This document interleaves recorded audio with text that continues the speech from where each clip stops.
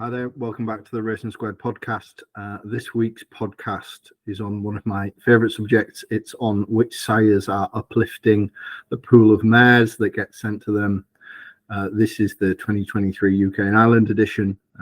We'll probably also do something for New Zealand and Australia in the next couple of weeks as well.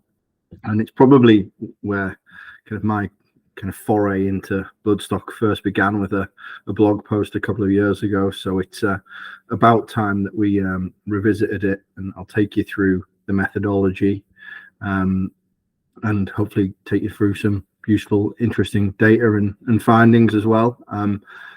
Maybe a little bit of commentary on the methodology before we start. So what I do is I have my own racing database and been building that out since 2008. So it has all daily results from the UK and Ireland in particular, and then I've added in like Australia and New Zealand in more recent years.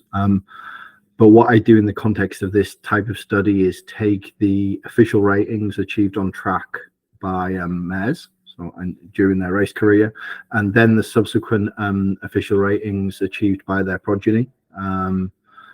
Achieved on track, and we compare the two, and particularly in then the context of sires, look across the group of mares that a sire has been sent, what the strength overall of that pool of mares was, and then also what the differential between the achieved official ratings of progeny was versus the official ratings of the mare pool that were given. It's quite a tough thing from a data perspective. You do run into some data gaps. Handling unraced mares is a difficult thing. I also have the challenge that I don't have data on France, Germany, USA. So mares that are bred from those jurisdictions, I don't have performance ratings for. Want to add that in the coming years. But just something to be aware of in terms of some of the data limitations and considerations before we step two. What I do to adjust for those is I take the average of the entire mare pool of official ratings and use them as a proxy. It's a technique that's often used in data science and machine learning. You can argue the rights and the wrongs of it. It brings some limitations. You might be uplifting the pool. Giving them average rating of say 70 is the proxy that I use, because actually maybe the pool of mares was worse than that, or you might be degrading it because perhaps they were better than that. But in the light of incomplete data, that's the best way to handle it, and as long as you're aware of how I've put that together, I think it can be effective as we move forward. So what we'll do is we're going to take a look at the last two crops from each sire. So it's the 2020 crop that have just turned into 3-year-olds in 2023. So there were 2-year-olds last year, and the 2019 crop who have just turned 4 in 2023. That's probably the most reliable data set because we've had more runners, and we've had more runners that are able to record an official rating because they've had more than 3 runs. I unfortunately don't hold RPRs or time form figures in my database, and that would be the ideal method to compare against. But I think the findings are still useful and still interesting. So let's get into it. The first thing that I typically look at is the strength of the overall mare pool, as we mentioned. So let's look at the 2020 crop.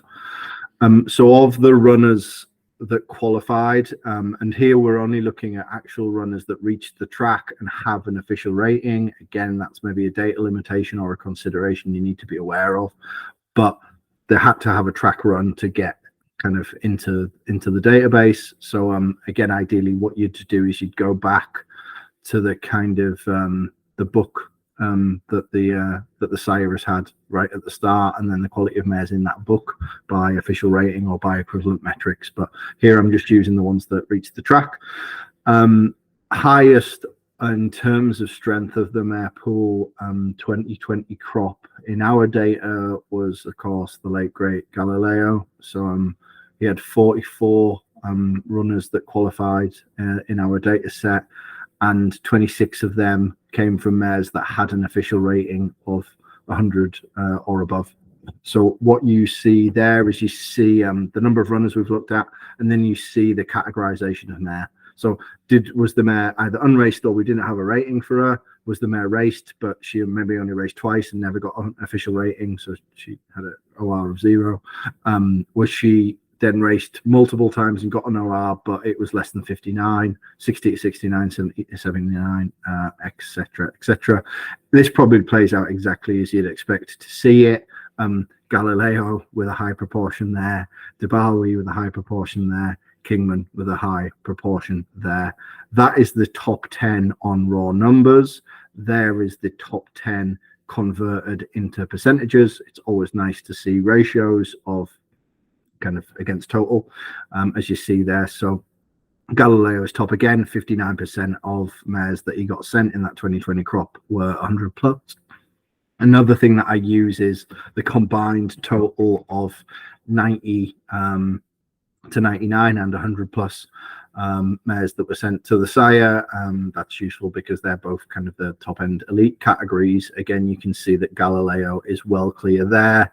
He had 63.6% of mares that were sent to him in that crop were then 90 plus as well. I mean, next one coming through there, significantly well supported in the 2020 year, Kingman, with a 56.45% of mares that were sent to him in the data set that we've got on his runners came from mares that were 90 or above. What is interesting perhaps to see in that data is how well Tween Hills supported Zoostar. You can see there that 36% of mares that got sent to Zoostar, where we've seen runners from that first crop, his first Northern Hemisphere crop, were rated 90 plus. So again, Tween Hills really backed him in terms of shutting him up from Australia. This is then the breakdown of that mare pool, number 11 to 20. So you see Muraha is number 11, was also very well supported, is a good sire and is potentially a little bit of an undervalued or underrated sire, but he has been well supported with his mares. So add that context into any thinking. Justify not so many runners in the UK, I mean, but they're performing phenomenally well globally, and kind of the ratio of stakes winners as a 2-year-old, particularly in the US, was quite remarkable given that he didn't run until he was 3, so they were even more progressive. And he got, of the runners that we analysed, 10 of 12 were coming from 90 plus mares as well, so he was very well supported.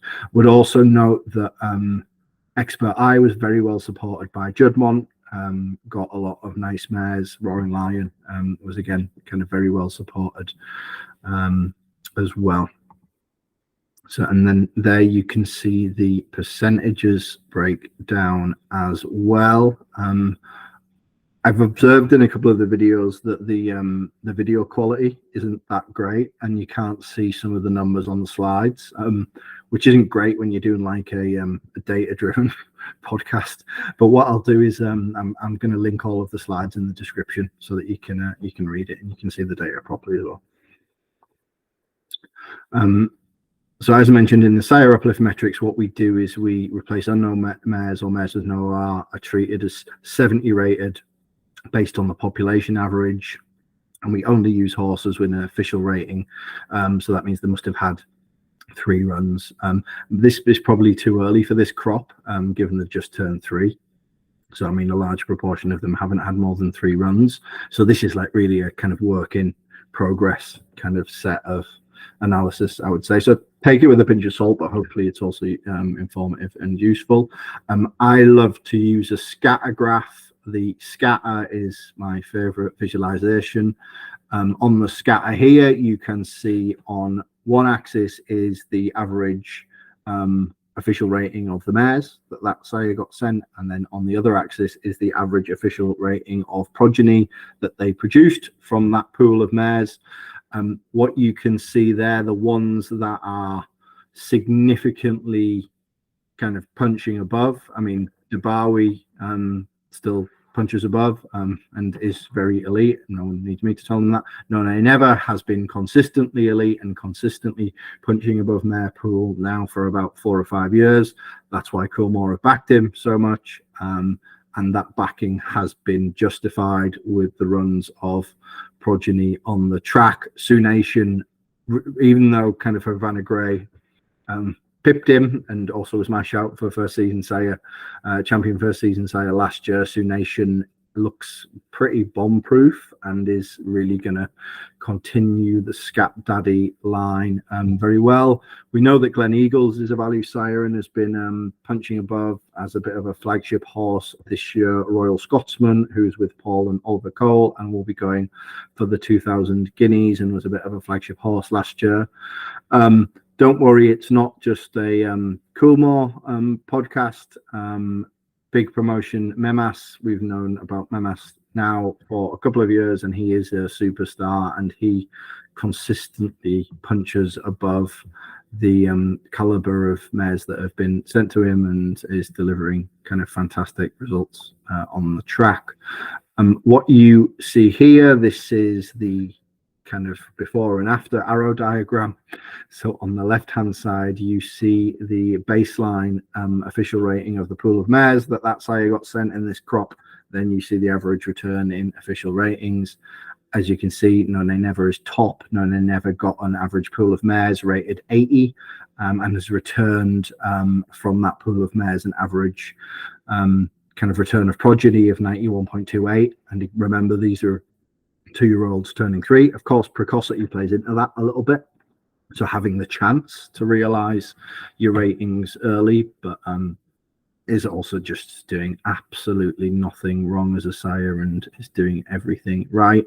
Sioux Nation, as I mentioned, is actually in second place there from an average mare pool of 70.36, is returning progeny average of 82.84. Invincible Spirit is getting really, really old, but is still a very good producer. Saxon Warrior probably burst on the scene in the latter part of last year. I mean, you had Victoria Road, you had the one with Rock in its title, and you had Moon Ray. I think I got it right, but all of the noise that you hear coming out of Victoria Road, Moon Ray, and Lumiere Rock were the 3 group winners that Saxon Warrior had last year. But all of the noises you hear coming out of Aidan O'Brien and Ballydoyle and Coolmore seem to suggest that Saxon Warrior is the heir apparent, and from a crop that you would not have expected to maybe be doing so much at 2 and will definitely be better at 3. He took his mares from 72.92 to 80.08, so he was showing a good level of uplift there. Probably the biggest one, Ifraj did really well, Memas did very well. Artad had a lower pool of mares, almost near 50 based on our analysis, and was taking them up near 70. So a bit of value, and I think Artad was kind of clocked onto a little bit in the 2022 yearling sales, but is doing a stellar production job from perhaps not a great baseline that he's been given to work with. Bated Breath is always really solid on these metrics. It's kind of we bought a Bated Breath last year, and someone from Spain commented on like one of our posts on Twitter that Bated Breath is the poor man's Galileo or the pauper's Galileo. I'm not really sure that's correct, but I'll definitely take it. But yeah, Bated Breath's just really solid and kind of produces well from the stock and from the pool that he's given. So as mentioned, and you see the counts of progeny we've looked at, so sample size isn't massive because they had to have an official rating. But Memas, we looked at 11. They returned 74 OR from a 54 mare average. That was a 20 pounds uplift in raw poundage.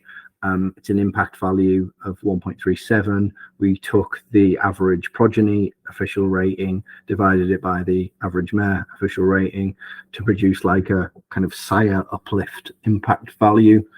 It's a metric that's used in other places across the racing sphere.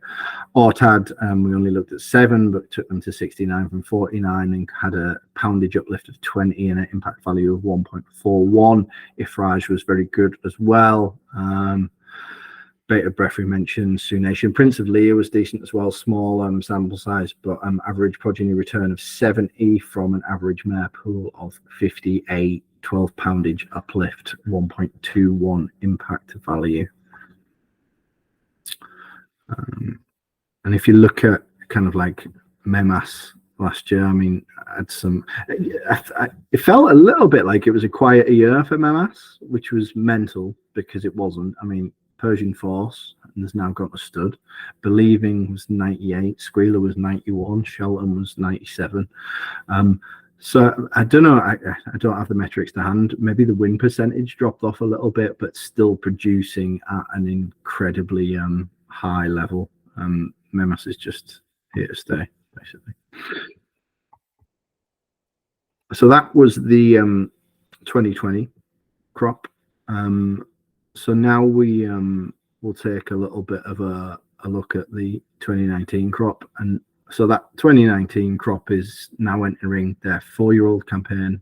So it does give us a bit of a broader base for analysis. We're going to start with a similar approach, starting by evaluating the overall strength of the mare pool for each sire's runners. Again, Dubawi topped out here with 49 out of 83 runners that we analysed, coming from mares with official ratings greater than 100. If we look at the top 10 on mare strength, rank 1 was Dubawi, 49 out of 83 from 100. Rank 2 was Galileo, 32 out of 72 runners above 100. Rank 3 was Sharmadal, sadly departed as well. 12 mares with ORs above 100 from 34. Progeny that we analysed. Again, Muara well supported. 22 mares with official ratings above 100 from 70 runners that we looked at. And I mean, it reads a bit like a who's who of elite sires, and you've got Warfront and Frankel and See the Stars carrying the next positions. So probably not a super amount of surprise in there. Again, Golden Horn probably hasn't been supported significantly commercially. And certainly some good judges are getting some decent deals on the fact that the commercial speed market doesn't want to go towards Golden Horn, so you can get nice middle distance horses out of decent mares for a fair price. But that's the same in Golden Horn was still very well supported in this context based on the quality of mares that were sent to him. So 9 out of 37 that we looked at were coming from 100+ rated mares as well. So are you getting exactly what you want to see in the market? Given that support, I'm not sure, but I mean, you can still definitely get like lovely horses from Golden Horn as well. If we look at the strength of the mare pool number 11 to 20, I think this is a little bit where it gets a bit more interesting, because also what we can compare is the movement between 2019 and 2020. So basically, which sires got sent a stronger book of mares 2020 than they did in 2019. Kingman was a really big mover. We had Kingman 11th, kind of ranked in terms of mare strength from the 2019 book, and then moved to 3rd strongest in mare pool in 2020, no doubt on the back of track successes. Lobe de Vega also enjoyed a fairly hefty move up the roster, moved from 12th position to 5th. Again, backed up by some support. Patrick Veach and the guys there were owning the kind of de Vega types, and also the kind of the results of progeny on the track. It was Kodiak, however, who made the most significant move between 2019 and 2020, moving from 31st to 4th strongest. So I think, yeah, again, even though kind of an aging sire, but still doing very well on the track in terms of production records. I think also maybe it speaks to a little bit that 2020 crop is only just run as 2-year-olds, so you're seeing the more precocious ones coming to the front. So probably Kodiak's ratings play out, and the better, more precocious ones were on the track as 2-year-olds, and thus that is played down in the ratings.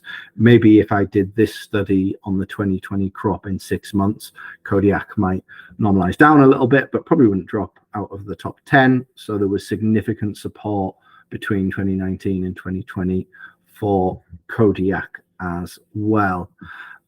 If we want to go to the scatter, so looking at the top of the scatter, our highest performers for that 2019 crop were Camelot, really punching above kind of around a return of 80 official ratings from progeny, from a mare pool kind of around the mid 60s. New Bay, Acclaim obviously got classic. I mean, New Bay breaking through kind of Baybridge Boy and kind of some group successes last year, and is one of the next kind of elite sires coming from the Debawi line, along with Night Thunder. Acclaim obviously breaking through with classic success with Cachet, but also showing overall across the breadth of progeny there an uplift. So I think you can find justification for serious support for Acclaim in the medium to long term as well. And then classically, No Nay Never comes out really strong, and Frankel and Galileo. So I mean, it's pretty much a definition of the elite sire pool. Also then with a smattering of newcomers kind of breaking through, and maybe Camelot was a little bit of a surprise as well. This is then the kind of arrow swooshes. So what you see is on the left hand side is the average official rating of mares that were sent to the sire, and on the right hand side where the arrow is going towards, you see the average official rating returned by progeny in the UK and Ireland from that crop. As you see, I mean, Debawi got mares rated on average 91.92 and returned progeny of 92.06. So he's kind of he was returning what he was given effectively. Probably a note about that, the further away you get from the population average, which is 70 to 75, so let's call it 72.5, it becomes harder to outperform. So it's easier to kind of outperform, like say getting 50 mares and making them 70. That's easier than getting 80 mares and making them 100, because you're going through the kind of, you're going further away from the kind of the mean and the normalized point of the population. So it's almost to keep adding pounds up the elite scale is harder than adding pounds in like 60s, 70s or 80s. But Debawi does what Debawi does and is fantastic. Galileo uplifted his mares a little bit from around 87 to 89. Frankel did a decent job as well. You see Lope is uplifting, Kingman is uplifting, Teofilo has been uplifting for years. Camelot was a big uplifter, as I mentioned, was one of our top uplifters. Memas was uplifting significantly again in this crop, from an average mare OR of 66 to an average progeny return of 76. So 10 pounds raw poundage uplift as well. As we saw in the previous section, that carried through to 2020 as well, and was also present in his crop. So I mean, again, Memas just keeps delivering very, very well. There you see our table. You see Camelot, we looked at 28 progeny. They returned 79.96 OR from a 62.71 mare pool. New Bay, 36 progeny. They returned an average OR of 80.05 from a mare pool of 67. Acclaim, 51 progeny. Returned 72.45 progeny OR from a mare pool of 60.39. Memas we've talked about a lot. Bellardo is in there as well. Lobe de Vega line, 27 progeny we looked at, returned 71.3 from a average mare pool of 62.5. Bellardo is probably forgotten or underappreciated a little bit by the market because he hasn't had too many properly elite types, but he does produce a strong kind of base level of progeny and also produces a decent level of winners. I'm happy with that. I'm also pro Bellardo because we've got one at home as well. No Nay Never, again, punching above.